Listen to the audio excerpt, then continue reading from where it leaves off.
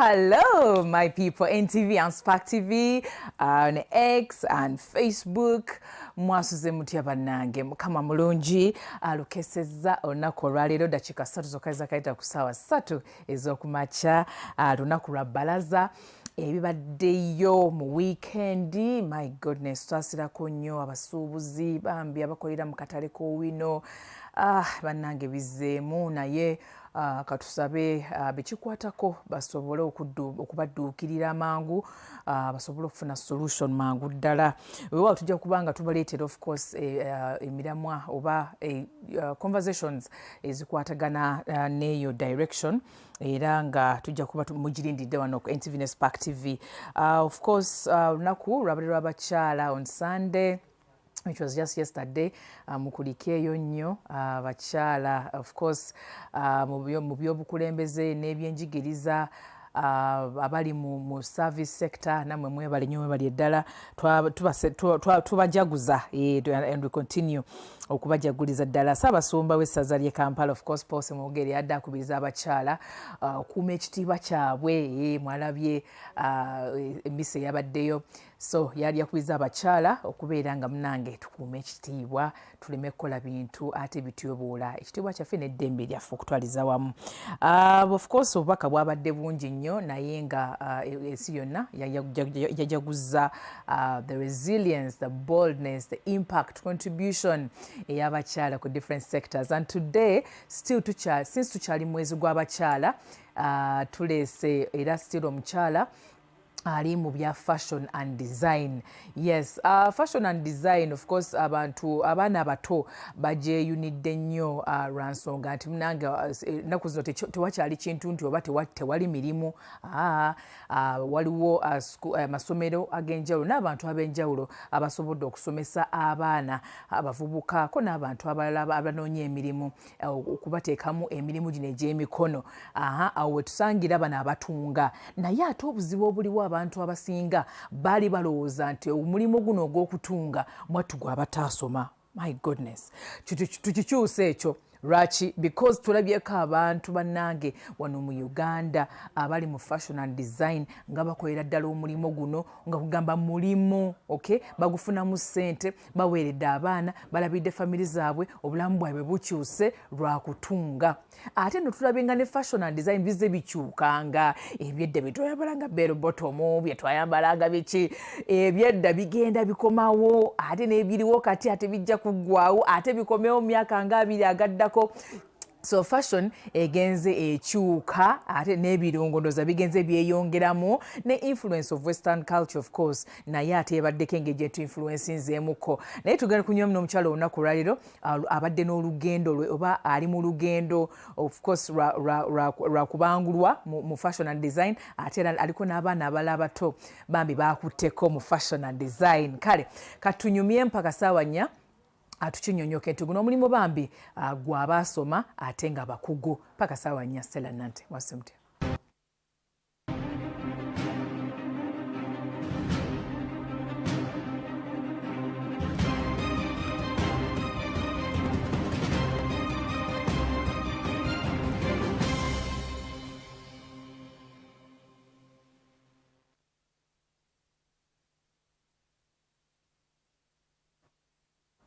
Alright, nziramu okwaniriza ku Mwasuze Mutya. Okimanyi no bush lw'abantu omuntu omugenyi waffe, not omugenyi waffe, atulaba atulaba n'atuwuliriza abadde takimanyi kino tulinayo Munnayuganda nga fashion designer nga yali adesigningeko Lucky Dube. Yamwambazaako Lucky Dube yajja mu Uganda. Latifu mumumanyi. Ayambaza Bobby Wines, Kyagulanyi Robert, yes, President wa National Unity Platform. Oyo omwami oyo byamuleeterako byamuzaalirako of course n'ebizibu n'agendako mu kkomera ne bamusalako ne dreads musajja wattu, naye omwami oyo ali very talented. Yayambazaako Lucky Dube ate wuuyo n'afunako zi scholarship n'agendako ebweru eyo n'abisoma. So tulabye abantu bangi nnyo bazze ekintu kino bakikwatidde ddala like na buvumu and seriousness. So naawe oli wano abakyala bannange omulembe gwa kola era naawe nkwaniriza Mushra erinnya lya Kisiraamu Mushra naye Mushra nkwaniriza nnyo oli oh my goodness, you look beautiful. Thank you so much. Mwasuze Mutya. Nasuze bulungi mukwano. I'm so honored okubeera nga mwampadde this opportunity to come onto this show, talk about myself, talk about my story so that other people can learn from it, pick a leaf from it, n'okugetinga inspired. Okay. Yes. Amanya gange bampita Mushira Rabab Abdallah. Era I am a fashion designer and a fashion entrepreneur. Brand yange bajita Kisha. This brand is located ku Hotel Africana, BMK House, basement parking. Era nga nagitandikawo mu 2020. Naye ng'ensonga eyagintandisaawo kubanga ebiseera ebyedda ffe abakyala especially ffe abasiraamu abantu abasinga bali tebafaayo nnyo okulaba nti oba naffe twenyigira nnyo mu bintu bino ebya fashion because we cover up. But much as we cover up, we also have depth when it comes to fashion senses. Naye nga tetunagenda yo, oh my goodness. And I like that engeri gy'obadde otandiseemu ng'otubuulira naddala ebyedda abakyala naddala abasiraamu okwebikirira kwayita kutegeeza nti temumanyi bya design and fashion and everything. Ne kati omulembe guzze gukyuka nga tetunagendako mu lugendo katini. Sooka otuzeeyo banne Mushira y'ani? Mushira nzaalibwa omukyala ayitibwa Asha Nabosa n'omwami ayitibwa Nsubuga Abdallah. I am a second born out of 4. Era I'm the only girl. I'm the only girl. Good. Okay. But still, but that's so pampered. I had my good shares when it comes to life struggles and all. And nasomera kusomera ita Sapolo Kagwa Mengo, and nemala nenzira ku Gombe Senior Secondary School from Form 1 to Form 6. Yes. But okuzaako emabega all the way from primary nalinga njagala nnyo okuzanyisa buddole. Era mami wange nga mmanyi nze Barbie dolls bwe buddole bwange. Naye ng'ekibunjagaze nnyo kubwambaza nembutungisaawo engalo because nayinanga cousin wange gwe nabeeranga naye nga tubuza so no naye she's into the same lane. Yeah, so I started nga gwe otunga butunzi bugoye bugoye nga tebutegerekeka nga obulaga gambona ngeri n'ekisawo kinene kimbu materials nga tugenda gye batungira n'obbayo bu pieces n'obutereka n'ofunayo empiso biki ng'otungisa ngalo nga tomanyi byotunga. It's just exactly fun. I just believe God was preparing me because in that moment I was just having fun. Yes, but then time went by. It's not something that I thought of as a career, to be honest. But even when you ask me back then what sort of career I wanted, mutufu sina chintu chenali conclusive. All I knew is that I wanted to work in an office, but working in what exactly? So until kukula muwaneno, kufuna advice from different people, someone sat me down and told me, because obumanyi obova mu Form 6, obumanyi odda ku campus. There's that excitement of campus, hostel, friends and everything. I was so excited for that experience. And then someone sat me down, nangamba, naye omanyi, lwaki togenda okukina ekintu kuba obadde okyagala. Mind you, in my vacation, na joining these mother union programs. I don't know if you've heard about them. It's a ziri free there in Mukono. I was living with my other mom. So nengendayo nga nsoma, I got to learn the basics from there. Nalinga nga ndina abakyala bakulu nga ze mutaaliwo naye nga manyi kyenjagala bwe tusoma ne banjigiriza kati bakomola bwe bati ekyalani okikolesa bwe bati. I must say they also did something to me, even though sinti nayiga kinene, but I got a glimpse of what this thing really is. Bakulabanga ogenda mu direction ne batandika okukwatako. Exactly. And that oba gwe wabagamba tumanyi nateza so kuyiga ebintu bino naye sina maybe ngeri oba nsomesa. Kati, so usually in Form 6 vacation if servicing I do advise parents, by the way, try to take omwana mu kintu kyali passionate about, because nze nakigenda nga Form 6 back, let me just go try, because this is something chamber danger. Because you're just, you know, we are just for just. I was like, I'm going for campus anyway.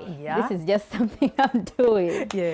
Yes, so time for joining campus took Ningamba my Nongandi ready everything. I was going to go for procurement because I actually really performed well. I got a place. So someone sat me down. My dad sat me down. Nangamba na ye, I see you're really passionate about this. Rachi to siba mutima lumuno ogenda mchine chintu. My mother was like, no, thank you. Rachi, why? Because I also, by then, I also had that stigma. I used to think, it's not something you can take as a job. Until I had to pray about it. Then you have to pray, you know. I had to pray about it. I had to go look around. I had to consult. I had my sisters that were models. I checked out. Nindaba, you know, until I landed on Fatuma Asha. I saw her work. I was like, oh, so someone can actually do such good work. I saw the runways and everything. Then I also saw a designer called Kasozi. I saw his work as well. I was like, oh, he's even showcasing in Canada and USA. I'm like, okay, this could actually be something. Then I was like, cool. Kankolechi, kangoma mtima bino kambite. Let me just go into it. But it was just a leap of faith, taking that leap of faith. So I then had to go ahead, look for a place in Tandiko. So I was thinking maybe I should take industrial art, but I didn't even offer art in my, HSC. I tried all those things, but Nintuka Tebampach for Chambogo. Nintuka industrial art, they did not. And I was so down. I remember one day from Chambogo,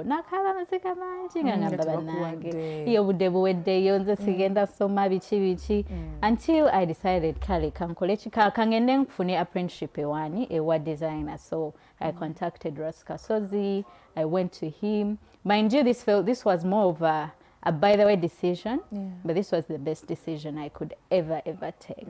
Like opting for that apprenticeship was the best thing, because what I gained from that place, nali chiringo kusomanga or interning, you get that you get the experience as well as your learning. But the designer I went to, this was someone whose work and the way he approaches fashion and design is on to an international basis.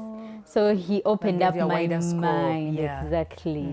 Nemanyanti, I can even showcase, I can create creative pieces. I don't have to just be in Chiembe, I can, you know, I can be big. So he gave me, like, that's one thing I thank him for. He gave me that, you know, scope name widening or wongo nemanyanti. This could be really something.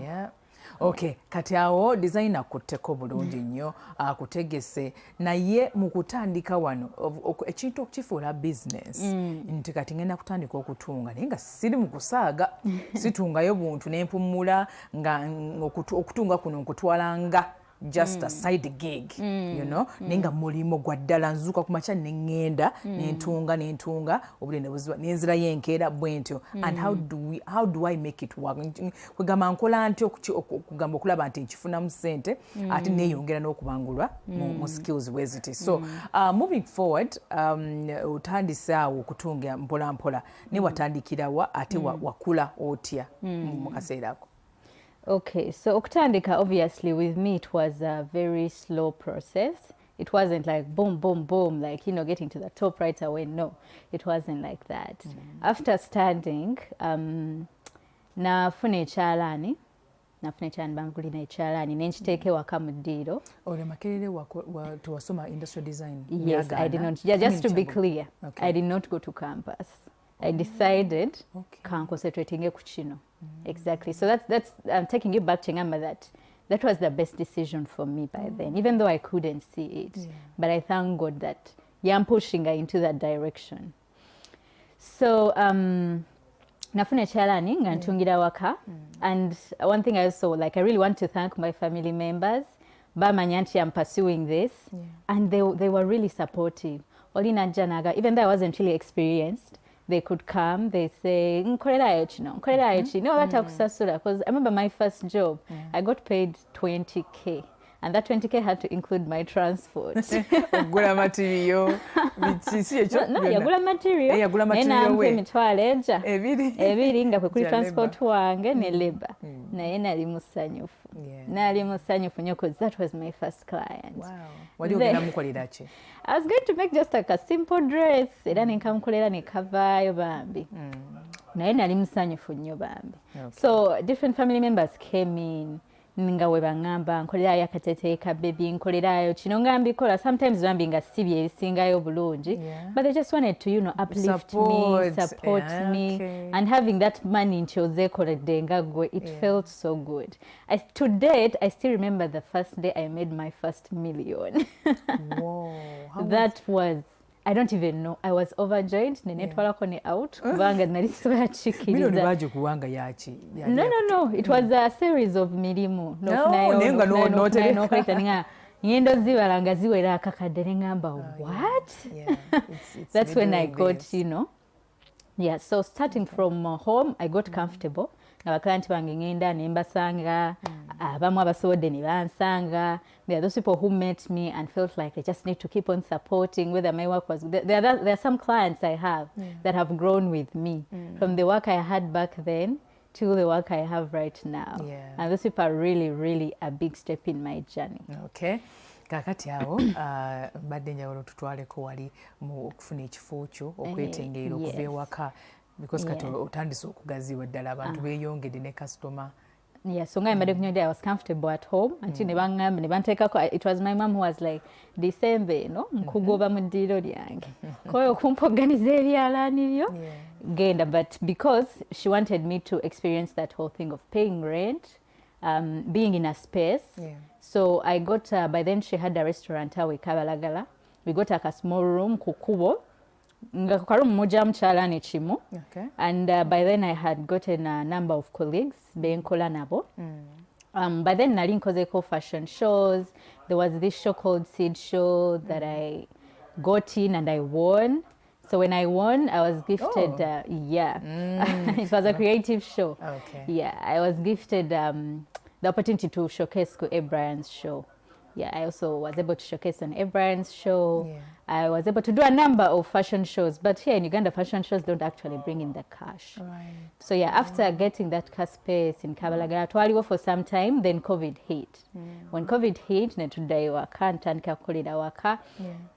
Kwega katonda leeta ekintu but nga kiri good. So when COVID hit, we weren't able to get back to the restaurant. Me and my mom decided katufune edduuka. That's when we landed on a shop there, BMK House, because that location is very prime. So once we got there, I think we really never looked back. Okay. Even before you got so big, you had many katude mu Luganda, bane tude mu Luganda. Wafuna Emikisa showcasing on different fashion events like brands and everything. Ku muntu atandika right now, muntu atulaba nga alina mu ddiiro lye right now, bali mu ddiiro lya muzadde we. To get there, what does it take? Kitwala ki? Kati omuntu yenna ekisooka olina okuba nga olina passion. Passion eri guno omulimu. If you don't have it, it's really not going to work. Once you have the passion, get the skill. Making sure, you get the skill, know how do I do this, how do I do this. Once you get the skill, learn about business as well. So for me, those opportunities I got is a showcasing. It was me putting myself out there, looking for opportunities. There are different organizations, the Africalia, the programs, Bold in Africa, or Zidava, you apply. So it was a matter of me applying for these things. Some of those programs, bichi ebyetagisa okuyingirayo. These people just care about your creativity, by the way. They don't need in this level of education, no. Just to take your honest, opinion, like, they ask you questions, you fill in forms. No tekamu, no nyonyola, and they get back to you. Kati I was lucky okubanti nali mpita mu zino programs. I'm making sure that changama tulina okubanga we educating naawe ntokoma ku kutunga. Try to research, be on trend. Manya nti nawe olina okuinvestinga mu ki mu njogerayo mu vision yo. So these people see the clear vision, they're like, okay, let me invite this person in. So that's how I was able to get those. So bakuyita okole ki exactly? What do you have to do exactly when you get there? For those programs? Yes. So some programs used to teach business. Others, they used to teach creativity in fashion, which so specifically like the seed show. Nagendayo, nibansomesa skills, creative skills, how to create new designs, things like that. So I was able to also be like, okay, I can also create a design that's not even on Pinterest. Or on any other app. Yes, I was able to learn that. Or an Enjiga business, or an Oiga marketing, things like that, small programs like that, and for free. Zibayo for free, just need to put yourself out there and look for them. Nze kyenjagadde mu kino ekintu nti newankubadde omuntu atandika ng'ate atandika katono wabeerawoko businesses wabeerawoko programs ez'enjawulo omuntu ono wasobola okugenda ne bamusomesa engeri gy'okwongeramu obukodyo gy'okwongeramu professionalism mu business yo gwe gy'okola katogera ku batunzi olunaku olwaleero naye abantu abasinga tebamanyi naku oba nti nina okuba ne social media page oba channel or something wateekeyo waakawe abantu bamulabe ayongeremu abeere ng'ayongeramu designs abeere ng'ayongeramu creativity because kati omulembe weeguli abantu balabirako osobola okulabako omulala n'ogezaako kikopa nate naawe n'oyongeramu ekikyo so different programs like that bw'oba otandika omutunzi atulaba olunaku olwaleero beera nga obeera updated obeera updated oba mujagujagu n'olabayo akantu nga babayise mu showcase ng'ebintu byemmwe bye mukoze naawe genda funayo omudaala gwo oguteeke wali obagaye kati nange nkola bino bannange so tumanya abakasitoma 2 3 4 15 basobola okuva mu eyo just nga kivudde mu kweteekayo putting yourself out there. So ekyo kituufu nnyo. I mean kirungi nnyo especially for the people who are starting business. Okay, then otandika mpola mpola ongamba kino wabeerako ne ba colleagues. Ate n'ofuna omuntu with whom you share a vision. Nti bane tugenda tandika okutunga ffenna. How do you run that? Abantu abalabo bamanaging otya because kati kino kigenze kigaziwa. Yeah. Okay, so ekisooka nze okufuna omuntu okuba nti tukola wamu. I first take that issue to God. I pray about it because Katonda wakusisinkanya abantu abalungi. So before I could say nti njagalayo omuntu omulala nnyambeko, I first pray to God nga nsaba onsinkanya omuntu omulungi anasobola okusharinga vision nange. So when I get them, sometimes babeera nti oba olina okubayisamu into some training. So it's important as a fashion designer inatandika, you need to know everything. Even if you're not perfect at everything, but you need to know so that it's easy to train the person. Right now, abantu benkola nabo, they are to one extent that baino kubanga they're even better than me at a certain point. Oboli aine ekintu kye kyaliko nti ono wa kubidding aina okuba katinga right now ansinga n'okunsinga because you train them so good, but also they have to be passionate. Okay, kasoka tumulemu katono nnyo abantu b'okola nabo balina okubaako ekyenjawulo kye baleeta ku mmeeza. Sigamba nti zze kuyiga omuntu n'akumenya n'omuyigiriza naye nga tayiga naye ng'ate I've seen the power of partnering with people or collaborating with people. So kasoka tumulemu katono nnyo bwe tukomawo ate tukyatunya olugendo lwa Mushira. Kale kulika nnyo mukomulamu okwo tukyali ku emirimu gino egy'emikono ate nga tulaba abavubuka beeyongedde nabo obungi oba enamba yeeyongeddeko ku abo abagenda mu mirimu gy'emikono because munange ne baba tolina ssente really skill ekuyambako n'ekutaasa naddala abaana abakamala university abantu abanoonya emirimu gino yo skill etambula nayo paka bulamu bwo the whole of your life obeera olina ky'osobola okukola oba kuteeka mu space ng'abantu basoma balina degree balina masters balina naye gwe bw'obanga olina ky'omanyi ng'osobola okukikola n'omukono gwo naddala ng'ati ng'okutunga kwe twogerako olunaku olwaleero obeera wanjawulo nnyo nnyo nnyo ate nno kye twogerako omulamu gwaffe ogw'olunaku olwaleero gwa eyakatweyungako director Newton asobola okunterayoku ennamba abantu abasobola okukuba n'obuuza ekibuuzo nti omulimu gw'okutunga abantu baali balowooza nti gwe abataasoma gwa failures in life and everything ne kati ebintu bikyuse. Omugenyi wange ono yamentionizeko abantu right now abali mu fashion and design industry nga nayo erina contribution yo nga yo gyekola ku Uganda's economy. Weewaawo mulabe ba designers ab'enjawulo. When I mentioned some of them you can even tell. Tulina ba Epigogo, tulina ba Fatuma Asha, kati tulina n'omugenyi waffe ono naye ate bano nno bakyala bato naye bambi bagezaako to learn different things nabo okwebezaawo and also to influence other people. So that's why you have a school. Naye tujja dyogerako essomero eryo eriyigiriza abaana okutunga n'ebirala. Naye kati wano okufuna omuntu gw'okola naye watugambye wali nga tetwamumula n'otugamba nti omuntu ono alina okuba nga naye ashayinze vision yo ate nga mwangu wakuyigiriza bintu bino nga naye asobola obbiga naye nga ali passionate about it. What are some of bintu ki ebirala by'otunuulira ng'ofuna abantu abakukola nabo because emirimu gijja kujja but how do you manage nti bw'otunga gino ekiteteeyi oba eno piece sente ziba zizze akwaku percentage ki rent everything so tunyonyoleko engeri gy'okivugamu. Okay, so wetutuuka mu kanyomerero ako awo omuntu yenna wekyetaagisa okuba ng'osoma ku business kubanga obigwamu obugwe kikumenya. So olina okumanya nti nze nga brand tugenda kukola tutya, will I be paying nga commission nga mpaako nga commission per piece oba sasula rent nosasula salaries byonna birina ki bina pros and cons. Kati for example business ya fashion yo sijja kulimba ya seasons. Yes. Okay. Mugenda kuba ne season nga mukola nnyo nemba ne season nga ebintu biri wansi nnyo nga demand teri nnyo kati engeri ffe tukola nnyo bridal outfits call it ceremonial graduation biki bwe batyo so nga womanyi tuba nnyo ne periods nga waliyo emikolo mingi so oba olina okubalamu n'ogamba wemba ntaddewo nti I'm going to be paying a salary oba omalako neyo salary ne mu biseera nga temuli busy or is it better to work on commission?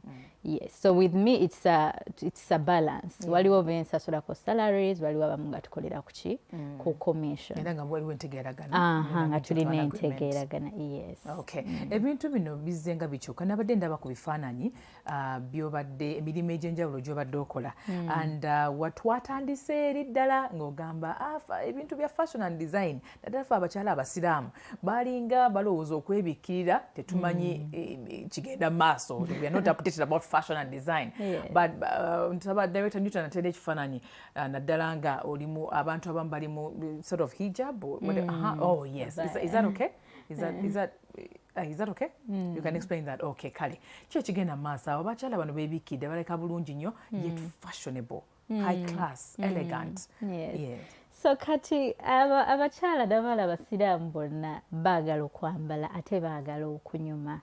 I think kirimu ffeffe all together ng'abakyala twagala okwe-expressinga n'ennyambala yaffe. So edda balinga just ng'oli amanyi kwebikira bwebikirizi kwambala abaya but nowadays we are taking much as tuba tulina okusigala nga tukipinga nga tuli modest ng'omuntu takunamye oba talaze mubiri naye ate ne mufuna engeri gyemu playing around with the designs. Kat most clients I get ayinza oleeta ka design nagamba njagala kano naye kakisa kiseemu nga kali modest nze njagala nsiba akakaaya webityo so nga nawe omuntu olina okubeera smart n'ogamba how do I shift this, how do I change this, how do I make her feel comfortable, because at the end of the day the client has to feel comfortable. Exactly. Okay. Tulabyeko ne kankaze kati culture or traditional wear. Bw'ogamba otunulira Gomez edda boarding bagitanga boarding boarding bw'ojambala n'ogenda n'okumukolo n'ojambala bulungi nnyo ne kati ate bikyuse weebale nnyo kati ate muzeemuko omuntu omwongeramu amayinja tumanya kati ate wano waweerawo mukono munatera tuwana off shoulder Gomez but explain to us how culture and tradition how it has been influenced or how it has influenced fashion. Kati one thing about Ugandans, tuli excited about fashion. Twagala nnyo ku-experimentinga different things. Walabanga kedda abantu nga bambala sarees, ne bakola ki. But I feel so happy that tustickinze nnyo ne gomesi yaffe. much as egenze ekyukakyuka edda kyabanga ate kikooyi edda ate ne kikyuka ne kifuuka bwe kinaye kati much as to incorporate nzeemu ebintu ebiva from the western like the beads, the stones, you know, still go messy and everything. Sigala go messy. So at least I'm really happy that we have maintained that piece of our culture. Tetukyuse completely.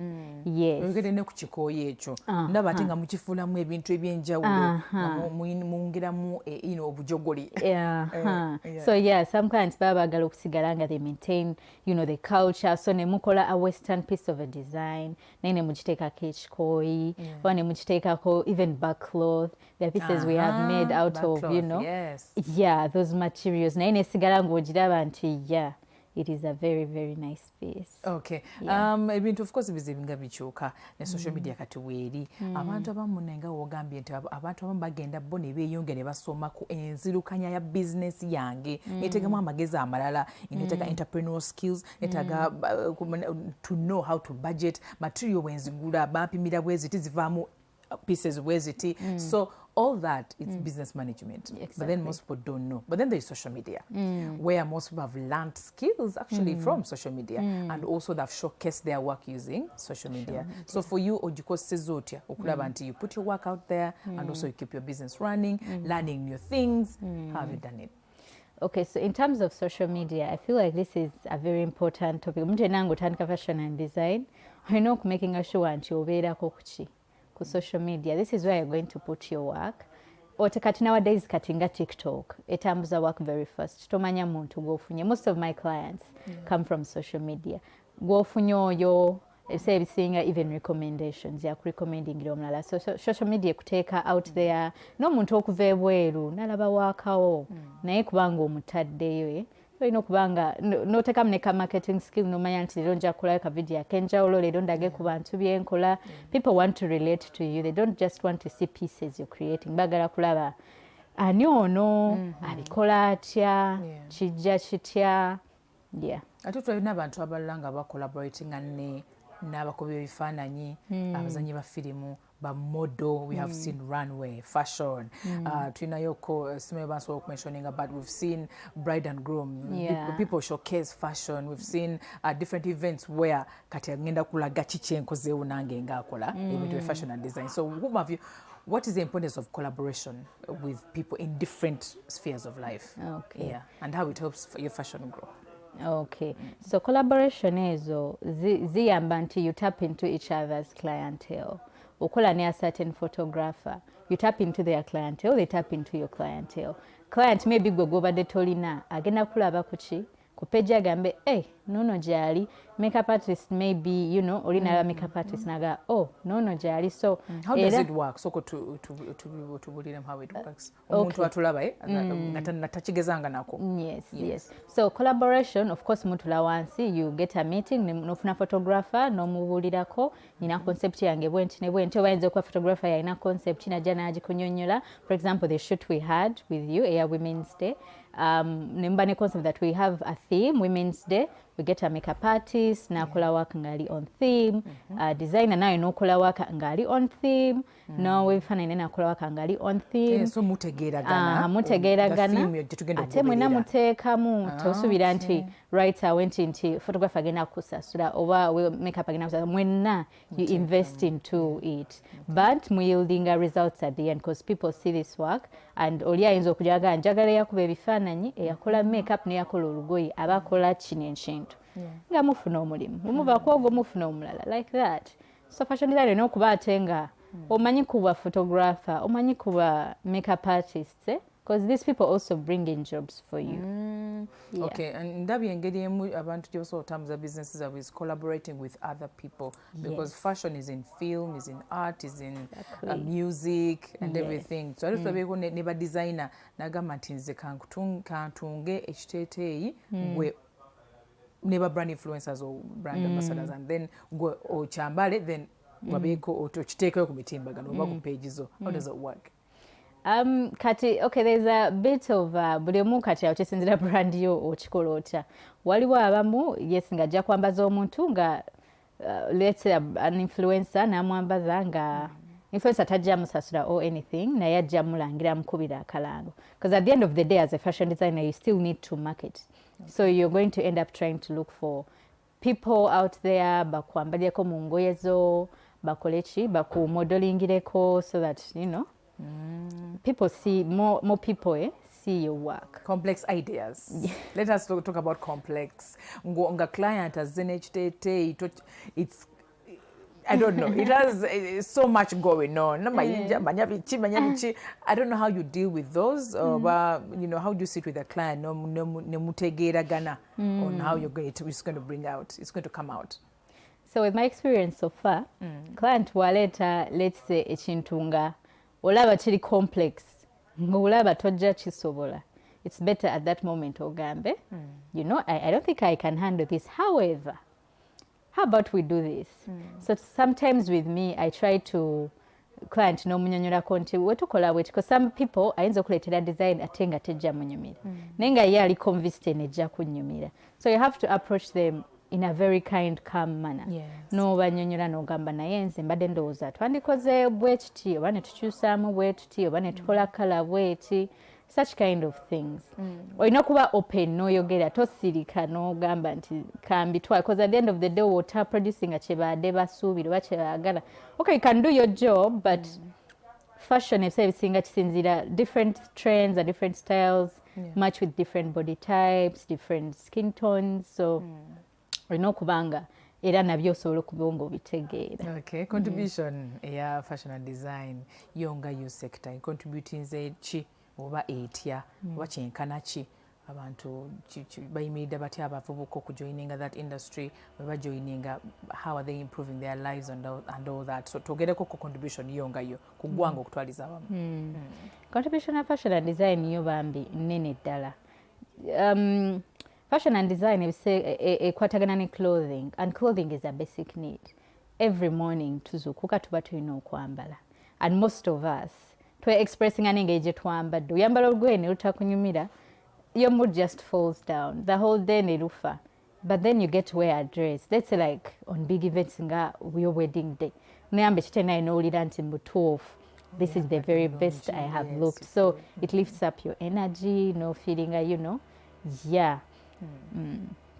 Okay. Okay, mukutwaliza wamu oyinayo essomero eriyigiriza abaana abalala ebintu ebyenjawulo, mulimu deco, interior design, mulimu okutunga, mulimu baking. Simanyi need wagirabawa for you to do such a thing, especially avawa.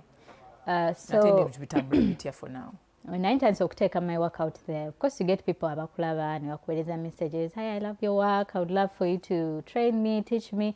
Era mpola mbadde ngamba somesa naye kati we mbadde nkolera, it's a bit challenging okola ate nosomesa, the space, the everything. So nentunamu nengamba, but I think I need to do this on a larger scale. So I partnered with a brother of mine who is also a creative, akola masala events, akola deco. So we sat down netugamba, why don't we start a skills hub whereby nga tusoma creative skills zino tuzisomesa abaana, because nze kyenafuna mu journey yange nga wenkugamba it was the best decision. Your apprenticeship yasinga oku uplifting because I could get people nga basomyeko in some other technical schools naye nga tebayinga manyi just nga talina that vision eri broad.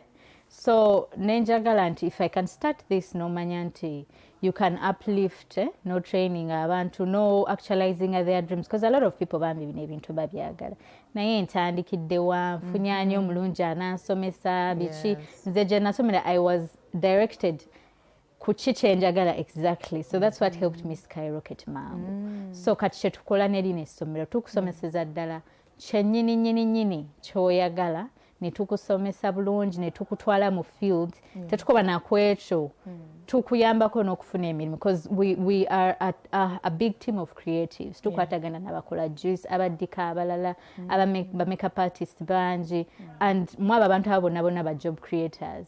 Ofuna wotandikira aka intern oba wotandikira okukola. So that's what inspired us to start that school. Okay. And given the fact that abantu abamu batandika business bambi nga tebalina nawa kugiteeka, I think wakyogeddeko mu ntandikwa n'ogamba nti gwe watandikira mu sitting room ya mami oba y'abazadde. But some people struggling to where exactly to put the business and everything. Gwe obawa advice ki, you know, oba bubaka ki okulaba nti as long as batandika things will just keep moving. But right now, the social media is one of our biggest platforms. Yes, oyinza okuba otandikidde waka nga tosasula rent toyina kyokola, that's okay because oba otandika butandisi toyina nti sente zikola ki, naye n'okola kawaaka n'okateekayo n'ofuna client omulala n'oteekayo bwotyo the capital generating n'obeera able ofuna, toyina kugamba nti nze okutandika business yange nyina okusooka nga nina ekifo. No, you can start elsewhere. Nanga weweitetenkanya mpola. Omanye, it can be slow. You don't need to kuba ku pressure ante nyino kubanga I'm up there right away. You trust God, you trust the process. Slowly by slowly. You know kulaba ebintu nga byekola as long as you stay consistent, because fashion is all about talent and discipline. Yes, you need to have that discipline. Eyokuba nti okisigalako tokola ate n'ogamba agire emyezi 3 kampumulemu nkomeo obeera very inconsistent. Okay. Access to fabric, I don't know how easy it is. Simanyi oba byanguwa oba bizibuwala. Fabric naye wanjawulo. I don't know how you moita more and you just find your way with the different designs and fabrics and everything. How do you play around with fabric? Okay. So that takes you back to learning the skill. Omanya skill n'omanya nti because fe inawe twatusomesa kati abaana kusomera fe tubasomesa like coming up with designs, which fabric works with which design, so they get that knowledge. Then right here kati mu Uganda tuyina ebifo bingi ebitunda fabrics. Waliyo mu Kiyembe, eyo yonna abantu baba bategera, eyo yonna ku Ham. Fabrics nyingi nnyo at the moment. So it's not that limiting. Okuleka nga waliwo ezisukasukamu abamu you can order and ship in, which is also easy to do. Okay. So fabrics are really not a big challenge when it comes to fashion design. Ne wansi kuba twali tutandika okusoma nga tugenda mu wino nonyayo material gye ziri eza laisiko n'otandika n'okola fabrics always ziri. Okay. I like waliwo ekifaananyi kyebadde bantereddeyo banga oli ku runway ng'olina modo gw'okutte mu ngalo mw'okutte ku mukono. And you guys, there. Yes. And earlier on we talked about, you know, putting yourself out there, notekayo emirimu gyo abantu bagirabe, and putting yourself in such spaces where kati bataddeyo fashion event bwetyo olina okutekayo emirimu gyo abantu bagirabe, so banaite twetolako. And it was that one of the events. What event was that? Yeah, so this was a Ugandan ex-Italian event whereby the Italian embassy yali yagala ku uplifting the fashion designers. So that was a show that was going on kuleta peace ngeraga how Uganda and the Italian embassy will be intertwining. That piece there, though I didn't share a picture behind, but behind there was an Italian flag and a Ugandan flag. So my model turned and the whole audience clapped. It was a lovely moment. Wow. Yeah. That is beautiful. You want something in it. Yeah, that was also kati ezo outfits zino kubanga zina you know nga zili designed nga zina concept. Yes. Yeah. So that it was also a concept where my model was dressed as a worker ku factory and she had like a cloak on ejide cotton. Okay, it was basically a piece inspired by the industry eyeri muchi ejinja ekola clothing eya cotton webichwe. So my story was a bit different and I tried to make sure that my model tells that story. Runways eziri mawanga amalala ng'abantu bambadde ebintu nga tebitegereko mtu nayambala ennyumba ku mutwe otunayambala seppichi nga zonna zijjudde oba silver and everything. So for you, I don't know, is that too much, or fenga Ugandans we play it safe sometimes, and what can we take from those guys ne tuleeta wano nabo ne bajja wano ne batwala eri? Okay, so what I know about those runways is better ways too. Yeah. A better runway, of course, that's they usually call it avant-garde. A better the kind of fashion that's not wearable really, but then it speaks something, it tells a story. So of course here enough between runways whereby people come up, brands, some people come, and you know, unconventional materials and all of that. So now that we are backward, we are picking a leaf, but you need to at least understand exactly what you're doing. Not just like, why are you wearing a house? Tell us a story. These people have a story and all of that. Yeah. Okay, do you sometimes attach kati abantu abambaga matino anzi wemba nkola kangeze cake wemba nkola cake nteka mu recipe ya jjajja wange kubanga jjajja wange yankuza yakola bwati osobola ka special recipe kenteka mu na bichi. So for you, do you have some identity that the world can identify with, or something, a signature that the world can identify, like, oh, well, you know, Mushira, and you know, Yachikoza or something? Yeah, so with my brand, my clients, at this moment, there's some clients that send me a message. I saw this dress and I knew exactly it was you that made it. That particular thing I can make in Auntie. Yes, so it's okay mostly with my work, Kati, right now, Nisha Fetukola Nyoku Kubachala Basiram. That's for a fact. So in most cases, Mkola nyo modest outfit, so modest clothing. It's going to be, modest clothing, they will go nga lukubika nga omuntu, you know, tokunamye naye nga still olazenti onyumye. So nepisa zaffe ziba n'engeri nga at least oba tolina we wali okirabyeko, even though a client anete olugoye nga luli like a copy and paste, njagala kino kyennyini nnyini. Kizaako mbuyise ebbali n'ebbali tukyuseemuko oba tukyuse kala oba tukole bwe so that creating something original. Yeah. Okay. Still, we could have advice for you to upcoming people abajja abaga kuingira mu fashion. What are those fashion tips zotuwulira? First of all, kubana abayingira business ne right now kati season eriwo, season yachi twambale tutya and everything. It's okay, you need to build on your passion. Or what are passionate about what you're doing, or you know, it doesn't stop with passion. Passion needs to be built. No color research, no lava. You know, the more research you do, the more love you develop. Wava kwecho na investing more skills izo. Manyanti mfunye omuntu omutuufu agenda okunsomesa kyenjagala. Manyanti nchikoze chiri chitia chibulamu wa keep on doing, because one day you will be perfect. You won't be perfect from go. Secondly, investing in knowledge, you educate yourself business-wise. Or you get business etambula kubanga oyinza okuba ne skill ne talent naye nga te business toyina. Tomanyi jiddukanya. Tomanyi jiddukanya ate kino ekikulu n'ogamba ye bino ebyokutunga tebiriimu ssente. Naye kubanga business management yeekola ki? Ebulamu. Naye kati ogenda mu bifo bingi n'osobola okusearchinga n'ogenda ku Google n'osearchinga teweetaaga mbu ate nina ofuna nsomesa. Sooka ofune w'osoma business eyo nayo ogitegere. Once you have those three things, it's really hard for you to fail. Okay. Yes. Now, right now, what are the trends that are on? Try to talk about trends ezaliwo nezivaawo tujjeri mu 90s netukomyawo. What are those? Some of those trends. Share with us. Okay, so like you spoke about the bell bottom. Bell bottom lyalikedda, but now it's coming back.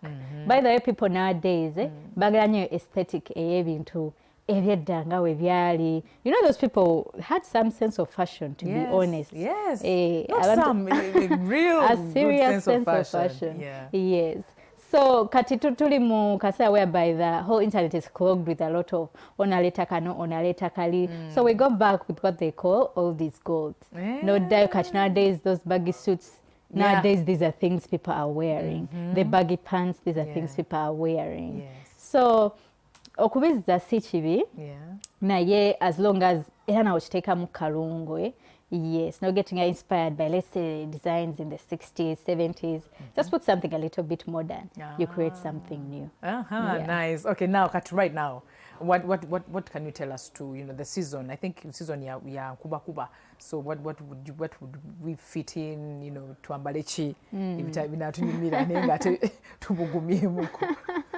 Okay, so in terms of fashion nenyambala katufenga abachala tuyine ngombo that oba nemoba oyambade, like let's say there's some outfit you want to wear and oyagala okulira nti onyumye, it doesn't really matter whether oba erieta as long as onyumye. Naye anyway mbisala byenkuba of course omuntu yenna you need to have a list. A fancy jacket. Jacket. Just get maybe there are these trench coats. Yeah. They look really nice. Like especially katinga gwe woli. Nongata kochi trench coat show. Either boots or heels. That's very good to go. As long as omuntu oyambadde ekintu nga kiku highlightinga. Yes. Kale tuyanzege Mushira tuyanza from Kisha Designs owebanywe bali dana obadde mulabi mulungi nnyo teka tubatwale medical matters Viola jali abalinze mukama bankumire mwedaba.